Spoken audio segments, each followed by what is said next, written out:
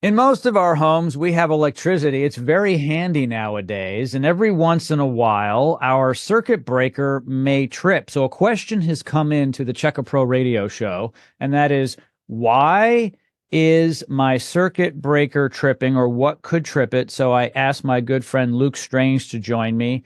He is with Cool Hand Electric. He is my go-to guy for electrical questions. Hey, Luke, how are you? Doing great. Living the Okay. dream. Yeah, living the dream. So, what could be tripping this person's circuit breaker? Probably multiple options here. Sure. So yeah, we would need different context, but Mm, here's some ideas of things for him to think about. Like the purpose of the circuit breaker is to protect the wiring. Okay. Um, so if it has a 15 or 20 or 30, if it has a number on there, that's the amperage that breaker is set to. So the wire is connected to it, and that wire is only good for that certain amount of amperage. Well, hmm if it goes over that, it's supposed to kick off. Um, if there's a direct short, that's a drastic amount of amperage. Even the old cruddy, Federal Pacific breakers, even those, if you had direct shorts, they would kick off most of the time. Yeah. Not all the time, but the thing is, when you have appliances that are going bad, but not just directly shorting out, they might be pulling a lot of power.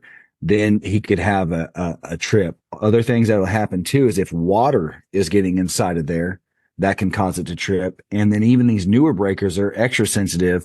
They could have a bad newer appliances, like a lot of these dishwashers and stuff. Some of those can be causing it to trip, and the breaker actually can be glitching out on them. I've seen it too with these newer breakers. They have electronics inside of them. They call them arc faults and ground fault breakers.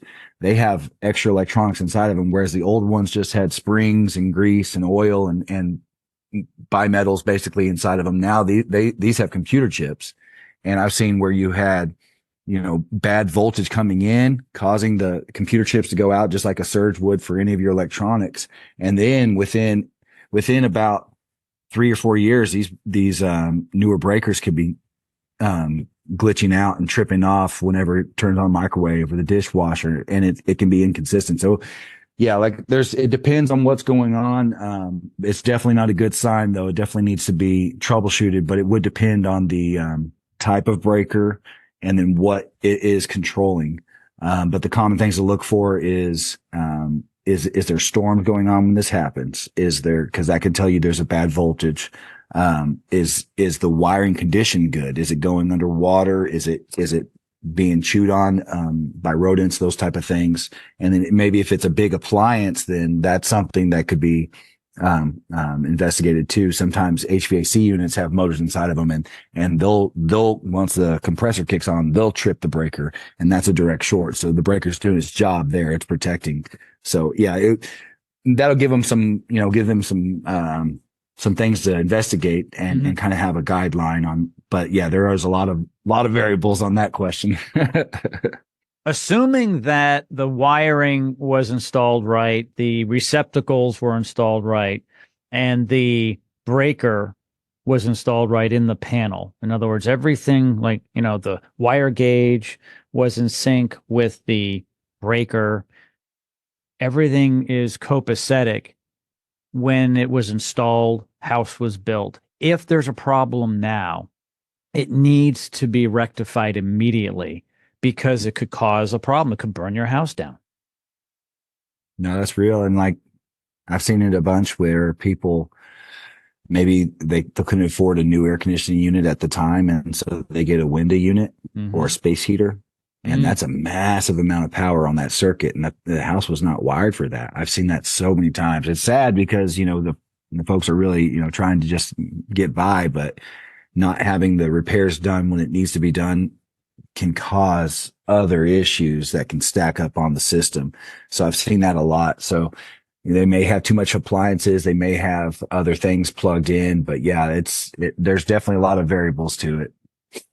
Luke, isn't it true today that the code in Texas, as far as I know, now I'm not an electrician, you are, but if you build a home today, the refrigerator needs to be on its own circuit, and the washing machine and the dryer, those two need to be on their own. Is that true? There's a few exceptions.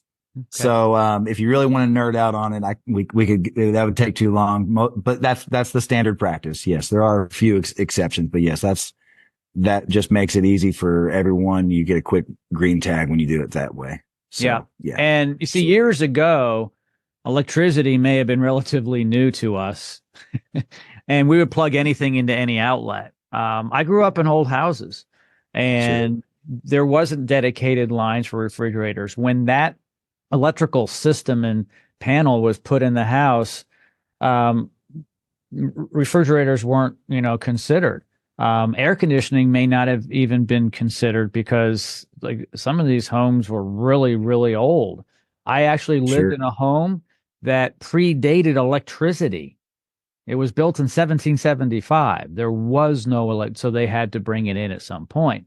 So it's really safer today, I think. You build a new house in 2024 and it's tight. Like everything in that house is tight. The efficiency of the home and certainly the utilities, the plumbing is different today. Might be they're using PEX and the electrical system is just going to be like literally screwed down right. And it's important. Luke, as always, thank you so much for being an expert here on the show. Absolutely. I was going to add something to that you were saying. If you do have an older house and you're adding a fridge or a microwave, or maybe you want to have a mounted microwave, we see that, or a car charge, if you're plugging that into a regular wall plug, there's an adapter, it would work, but it's going to put a massive amount of load on your system. So if you are adding, say if you have an older house and you're adding an appliance or something, then that's definitely, you need to get a new circuit out there, and because it wasn't built for that. So that was a good point that you were making. Yeah, no, absolutely. All right, Luke, thank you so much. I appreciate it. Absolutely.